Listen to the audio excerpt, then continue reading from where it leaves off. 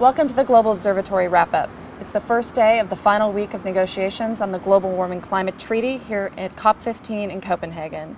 The day got off to a rocky start. Developing countries walked out of the official plenary sessions concerned about where the negotiations were going, that industrialized countries were walking away from their existing commitments to reduce global warming pollution under the existing Kyoto Protocol and moving too quickly to what's known as long-term cooperative action. Going forward, the critical issues before us are whether we're going to have a binding agreement or a political agreement.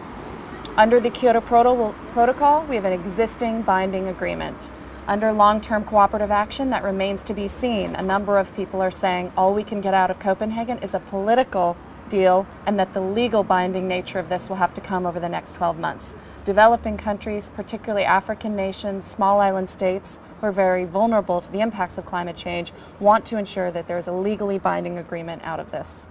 A couple of other issues to watch out for are long-term financing. How do we ensure a long-term commitment of financing from the United States, the EU, Japan, industrialized countries to help finance technology transfer to the developing world, as well as support for adaptation from the worst impacts of climate change?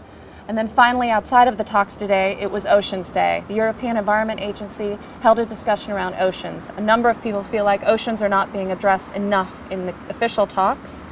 And the head of the National Oceanic and Atmospheric Administration of the United States said that the acidification of our oceans is as great a threat as climate change. It is the osteoporosis of our oceans, and it threatens all of our communities that rely on the oceans for their livelihoods.